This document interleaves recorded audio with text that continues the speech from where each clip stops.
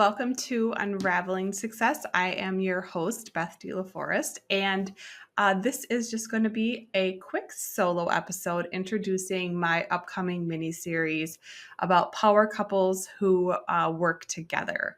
And so I thought I would frame this for you because I feel like if in the life lessons that I've learned through business ownership, doing business with your spouse while also doing life with your spouse has had its ups and downs. And honestly, I wouldn't have traded it for the world. But it has come with its own set of unique challenges, I guess I could say. And, 10 years into for me, business ownership with Adam by my side, helping me. I just feel like there's some things that I've learned and that we've learned, and we have an episode separately, so you will be able to hear us collaborate and share. But I kind of wanted to frame this for you. One of the thoughts that I've been having about this series is just kind of in my research, it actually is about 43% of marriages end in separation or divorce within 15 years. So it's actually, I thought it would be a higher number, but still 43% is pretty high. And 65%, or just about 66% of businesses fail within 10 years. So if you think about combining those two together, that is some pretty high stakes, especially when you're thinking of, your livelihood, not only personally, but professionally, financially, all the way around. I mean, things can get really complicated. And I think that this is a topic that brings a lot of value to people. And I feel like the lessons I know that Adam and I have learned and that others that are in similar situations have learned really need to be shared and highlighted. I remember, strangely, the first book that I read after starting Aspire Insurance Group was the book Traction. So those of you who know about Traction know that it talks about a visionary and an integrator. And I am like off the charts. I have no balance about me, visionary to the nth degree. Adam's an integrator, and he's a stabilizer. He's consistent. He is the picture of an integrator. And I understood our balance, but it was actually not until I want to say it was a little over a year ago when Adam finally read that book, and you could just see the wheels. Like, I almost feel like he had the final like aha moment of understanding the beauty of how him and I work together. But also, when you don't understand it and when you haven't done the legwork, to understand the pros and cons of both a visionary and integrator, and how actually the natural tension that can happen is a good thing, it can be easy to perceive it as something that's negative. One of, I think, our pivot points for us was about 5 years ago.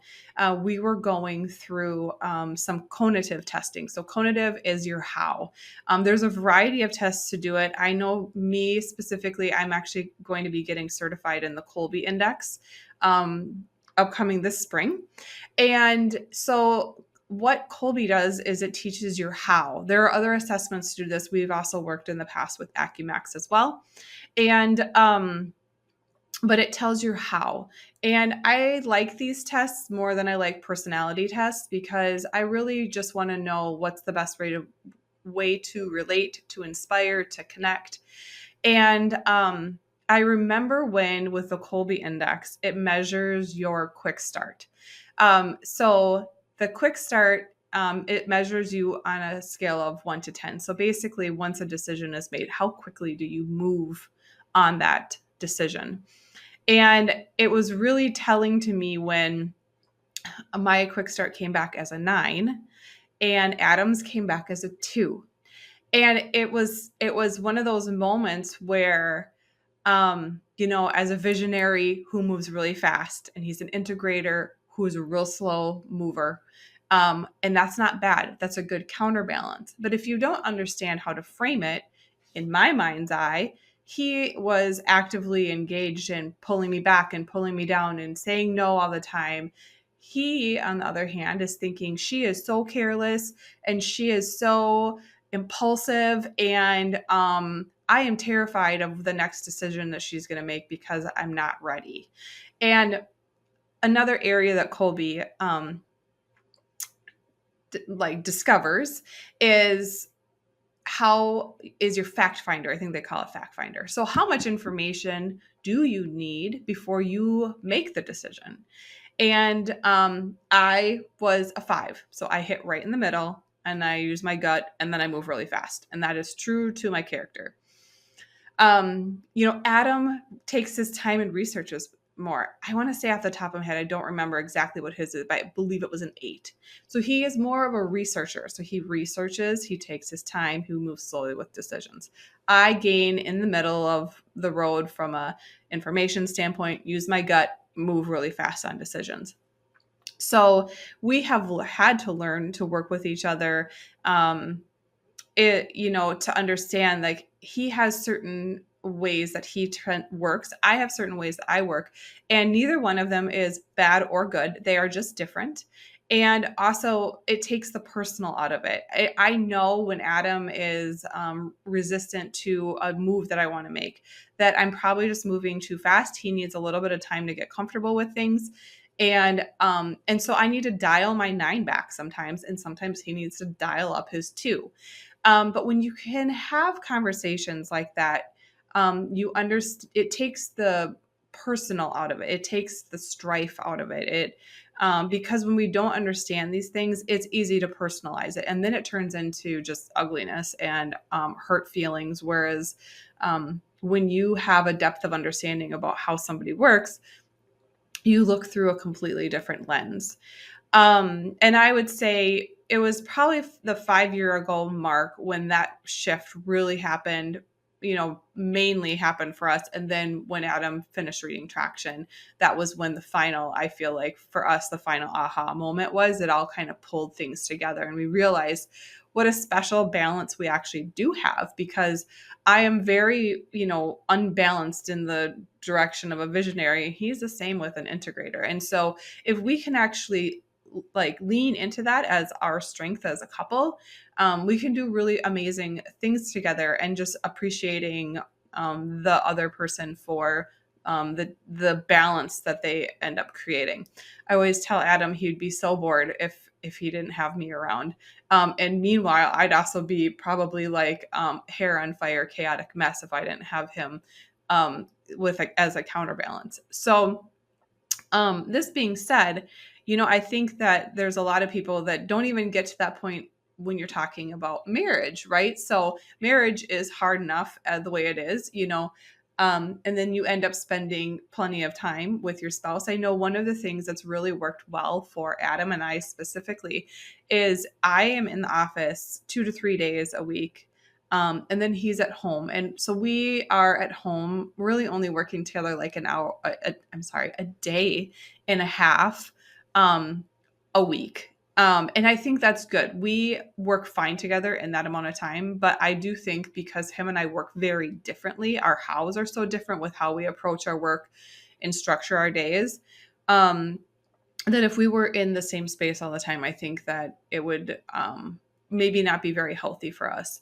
But we spend a lot of time together, both, on the personal side of things and professionally as well. And it's really something that I've come to enjoy. But it wouldn't be that way if I didn't have an understanding of how both of us work. So I would say, if you are a married couple that is looking at going full bore into business together, I would say reading that book Traction and having a really clear line of division of labor, and then getting some cognitive testing. I really like Colby Index. I think they have a really rich resources that help understand each other. And it's not like a pass or fail, right? It's just a how. It's just an assessment. And it gives kind of the keys to the lockbox, I guess you could say, of understanding the other person. And and so you take the personal out of it when you get into like emotionally charged situations. That really helps to deflate those moments pretty darn quick. So I would say, that would be those are a couple of things I'd say as we head into this series. This has been a fun series, and I will tell you, I have kind of an avatar for who I'm looking for in this series, and it has been so hard to find. I'm finding more and more that the people I want to talk to are a challenge to find. So I really hope that in this session that you're able to just glean from it and maybe decision make whether this is a good thing for you to do or not. I can say that for us, it has been really good. And it's been amazing since we understood each other better. There was tension in the beginning, mostly because things were personalized because we didn't understand things to the degree that we do now, whereas now that's not even an issue. So I hope you tune in with us, and I would say just the door is open. If you are in a position where you and your spouse are considering working together, we would love to hear from you, just to bounce ideas, ask questions, get advice. Because it is a whole different way of doing business. And I would say also, just on a side note, like we do a date night every week, and we still do our trips together that we've always done separately on a personal level, and that's equally as important. So I definitely say there's some tips and tricks to this thing, and we would love to share what we've learned along the way, and maybe you can avoid some of the learning curves that we have had. So I hope you'll join us in this next series called Power Couples.